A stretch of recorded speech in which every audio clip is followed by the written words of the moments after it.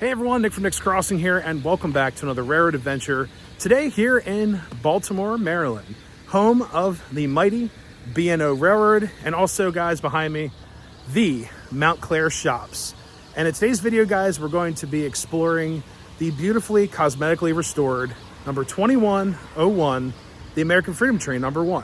And this engine has actually sat outside for so many years. I'm so glad they did something with this beautiful and poor engine, especially after its history being chassis special and the fire and all that. It's really cool to see it here at the B&O, cosmetically preserved, and it's underneath their awnings where they usually do their train rides. So guys, let's go check out the American Freedom Train number 1. So here we go, all aboard. All right guys, so I'm in the B&O Railroad parking lot, and the parking lot's actually free to explore. So if you're ever in Baltimore and don't feel like going in the museum, the parking lot has tons of really cool items here, like this speed liner. I don't know if that's like an RDC. Appears to be an RDC. It's really cool. Got I think it's an SD45 all the way down there. I'm not exactly sure. Haven't been there in a while, but yeah, we're just in the parking lot. And I want to show you guys the original location of the American Freedom Train that used to be here. Let's zoom out. So you got this Baltimore and Annapolis Railroad switcher. And the Freedom Train, to my remembrance, was right here, right between these two tracks here. And sat there for years and years and years, rusting away. And it's now fully restored, which you guys will see. So I just want to show you the previous final resting place, I guess. But this museum has so many cool pieces of rolling stock and engines and stuff. I really wish you could see all this stuff run, but yeah, all comes down to money and also space and time. So, yep, but definitely come down to the museum. So much cool stuff to see. All right, guys, so here's the tender of the American Freedom Train, number 2101, and just a really nice paint scheme on here.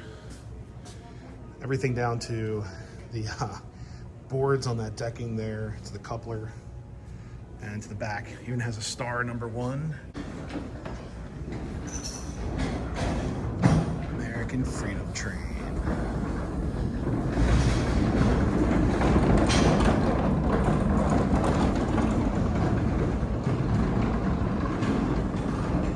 And there we go. Whew. Sorry guys, it's freezing cold out here. It's like 14 degrees today. Even up top they did the lantern holders. So if you've ever seen 2102, they put like the caboose lanterns up there, marker lanterns. So it's pretty cool. It's got the holders for that. But yeah, I just remember seeing this thing rotting in the parking lot for years. And it looks pretty darn amazing right now. Fresh coat of paint. And if you look below, you can see the tender trucks. Even the chains are painted and everything. Looks great. Let's get further down here. All right, and this is the seal on the side. E pluribus unum. Reminds me of Willy Wonka and the Chocolate Factory. You get nothing. Good day, sir. But yeah, looks amazing. Look at that. All hand painted. Pretty awesome. All right, today's a very special day because they have the cab open, so we'll get that in just a minute here. But here's the right side of the locomotive. And there's different stuff on each side. So each side has its own mechanical stuff going on. Looks like feed water and all that. And the tender is really good shape.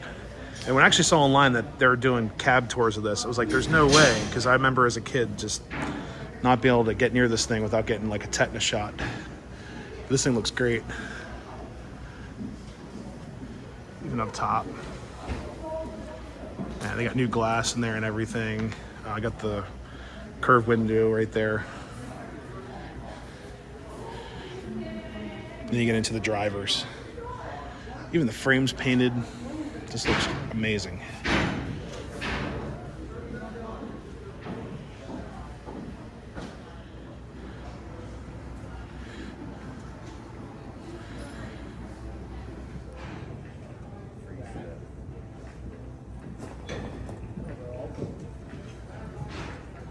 All right, guys, so they let us free. We're in the gate. And here's the Freedom Train from the ground. Now this is pretty darn impressive. I've seen her sister, 2102, Reading and Northern, that spent $1 million+ to get that engine fixed. And this is her sister. Never thought in a million years I'd ever be seeing this right now, because this was in the parking lot rotting away for years. Same with 1309.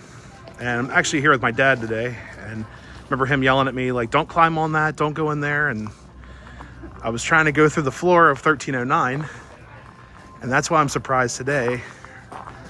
We're actually going to climb up this ladder and check out the cab of Freedom Train number 1, 2101. And here's the tender from the ground. Wow. I think all the way down. Pretty darn amazing.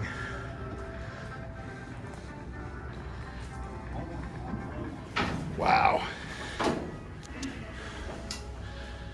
Do be careful if you walk around, because there are holes. Yeah, the stoker is missing.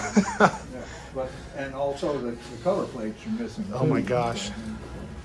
Yeah, there's no stoker in there. It's a bathtub. They should just get a piece of plastic to I don't know why they didn't with everything else.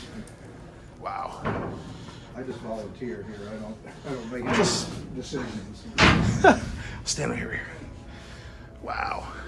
Yeah, it's missing almost all it's missing all the gauges, and I suspect in the engine house fire, the glass probably just melted. Or, they either couldn't find anything to replace it, or just didn't bother.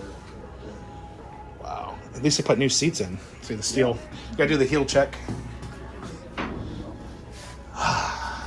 Jump seat. Oh yeah. This is pretty cool. Whoa! Be the engineer. Sit over there in the engineer's seat. Oh yeah. All right, guys. Here's the engineer side. It's a foot tread and everything. And there's your visibility. Wow. I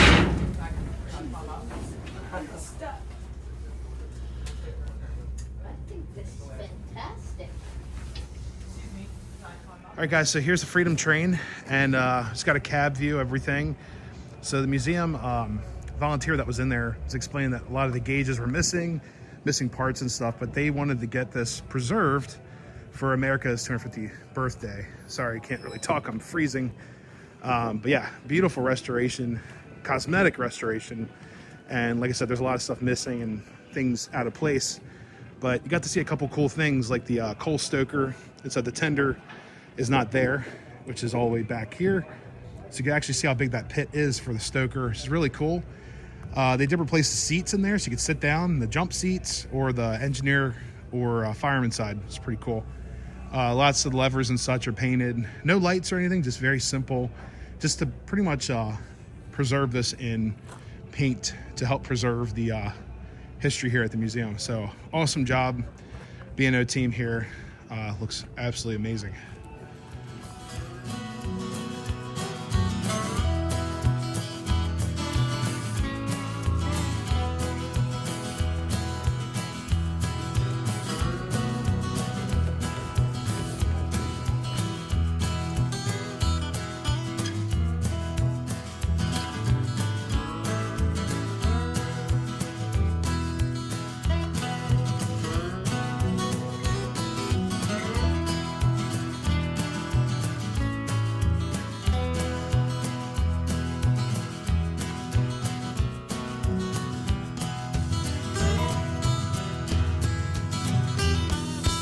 Alrighty guys, so hopefully you enjoyed this little bit of a railroad adventure today here in Baltimore, Maryland.